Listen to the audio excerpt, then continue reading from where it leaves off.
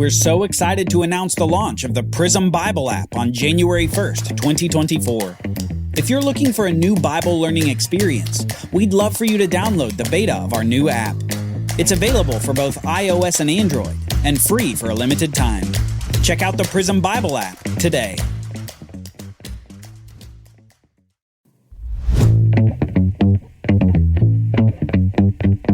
Does God listen and respond to our prayers? Today we'll see Abraham ask God for mercy as God's judgment looms on the city of Sodom. On the Bible Brief.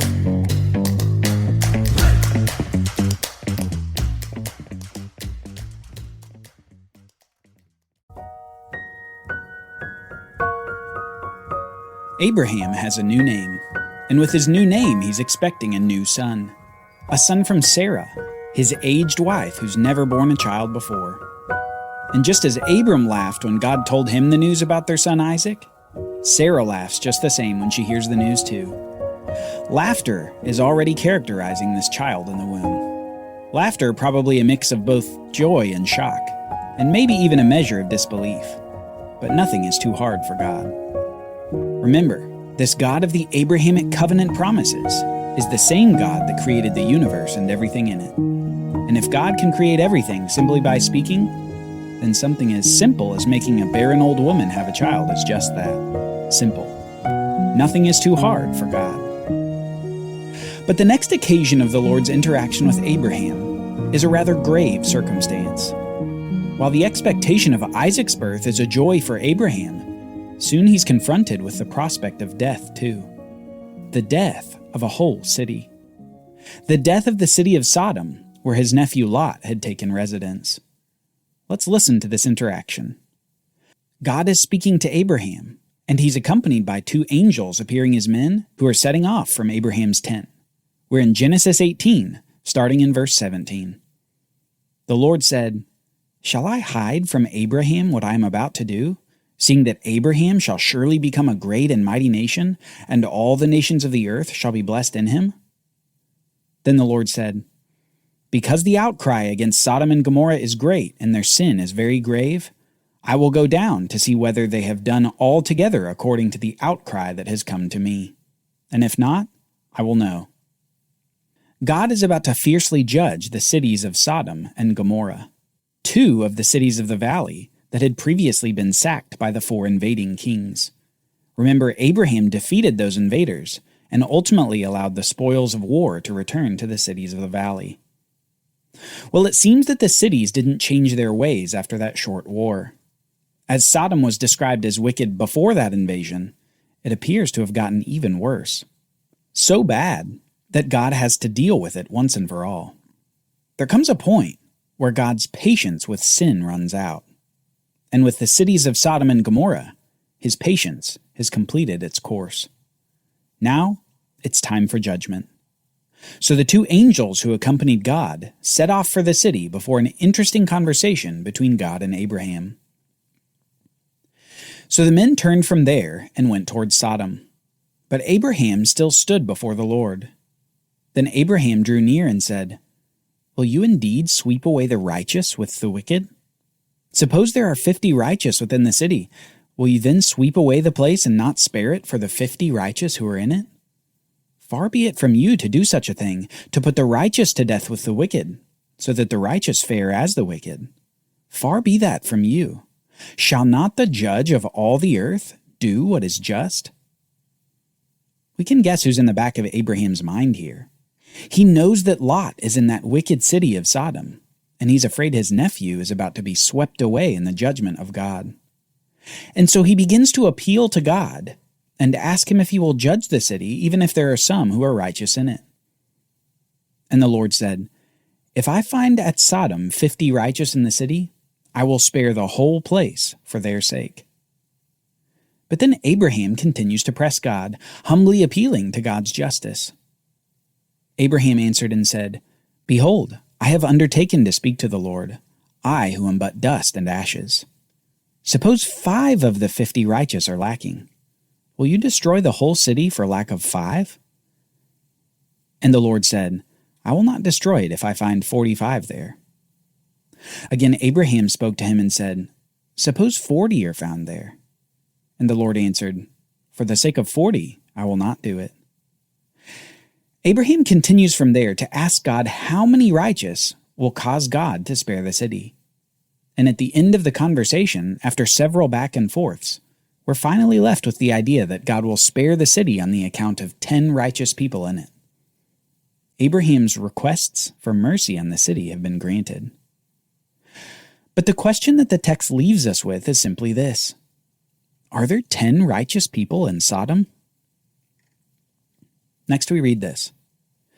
"The 2 angels came to Sodom in the evening, and Lot was sitting in the gate of Sodom. When Lot saw them, he rose to meet them and bowed himself with his face to the earth, and said, 'My lords, please turn aside to your servant's house and spend the night and wash your feet. Then you may rise up early and go on your way.'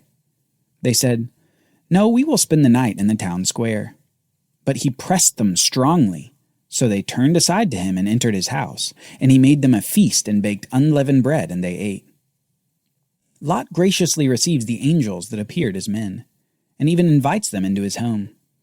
It seems that things are just fine in the city, until later that evening. Before they lay down, the men of the city, the men of Sodom, both young and old, all the people to the last man, surrounded the house.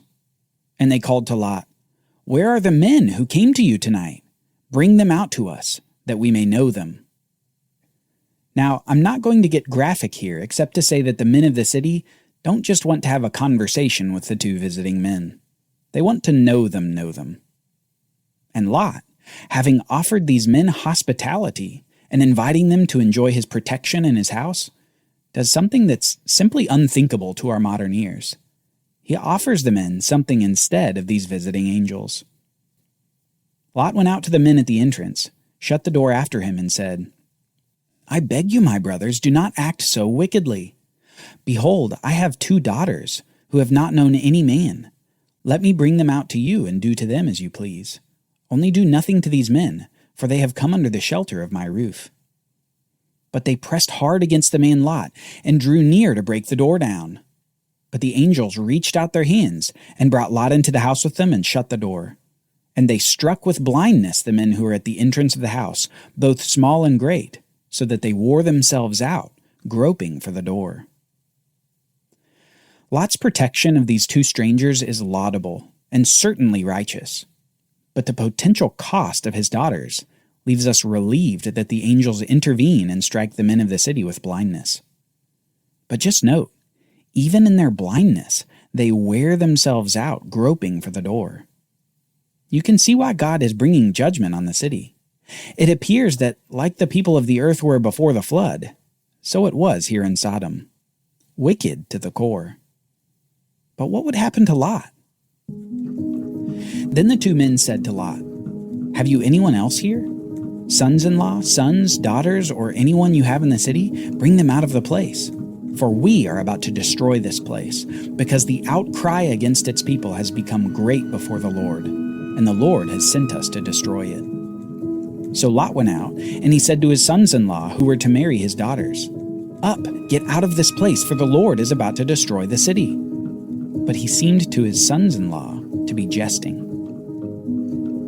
The angels have now officially told Lot their mission. The destruction of the city is imminent, and they've instructed him to leave at once. Let's keep going. As morning dawned, the angels urged Lot, saying, "Up, take your wife and your 2 daughters who are here, lest you be swept away in the punishment of the city." But Lot lingered. So the men seized him and his wife and his 2 daughters by the hand, the Lord being merciful to him. And they brought him out and set him outside the city. And as they brought them out, one said, "Escape for your life. Do not look back or stop anywhere in the valley. Escape to the hills, lest you be swept away." Now the sun had risen on the earth when Lot came to Zoar. Then the Lord rained on Sodom and Gomorrah sulfur and fire from the Lord out of heaven. And he overthrew those cities, and all the valley, and all the inhabitants of the cities, and what grew on the ground. But Lot's wife behind him looked back, and she became a pillar of salt. God finally judges the wickedness of Sodom and Gomorrah. his patience with the rebellion and wickedness of the people finally ran out, and he destroyed the cities. Fire and sulfur came down from heaven to rain deserved judgment upon the cities. And Lot's wife, perhaps wanting one last look at the place she called home, well, she didn't listen to the angel's instructions. She looked back at the city, and her consequence was immediate death as she turned into the pillar of salt. But the destruction isn't the end of the Sodom story. Because in the end, we get a summary statement that tells us even more about God. It says this: "So it was that, when God destroyed the cities of the valley, God remembered Abraham and sent Lot out of the midst of the overthrow, when he overthrew the cities in which Lot had lived." Now that last sentence truly reads like the end of a chapter. But there's something very important to note about the sentence. It says that when God destroyed the cities, that he remembered Abraham and sent Lot out. Why does it say that he remembered Abraham? Well, you should remember the conversation that they had about how many righteous men it would take for God to spare the city. Well, the end of that conversation was that God would spare the city if 10 righteous men were found. And as we know now, 10 righteous men weren't found. The city of Sodom was destroyed. And yet, God still vindicated the question of Abraham in that conversation. Remember, Abraham had asked, "Will you indeed sweep away the righteous with the wicked?" In saving Lot, the one righteous figure in the city, the one who offered shelter to the visiting angels, in saving him from destruction, God proved his justice. God showed that he will not sweep away the righteous with the wicked. While 10 righteous could have mercifully delayed God's judgment on the city, when God did judge the city, it didn't mean sweeping away the righteous with it. In this way, God proved his willing mercy and his exacting justice in a single event.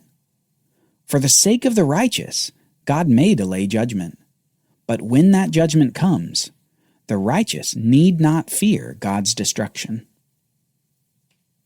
But at the end of the day, Sodom is in ashes, Lot is saved, and Abraham sees the smoke of the city rising. Maybe with that, Abraham thinks he can finally relax for a while. His promised son Isaac is finally coming.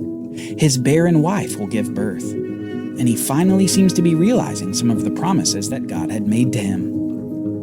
Little does he know that in just a few years will come his toughest test yet. Join us next time as we see Abraham's faith tested by God, a test involving a knife, a son, and an altar built to the Lord. Will Abraham pass the test? The Bible Brief is brought to you by the Bible Literacy Foundation, dedicated to helping people like you learn the Bible.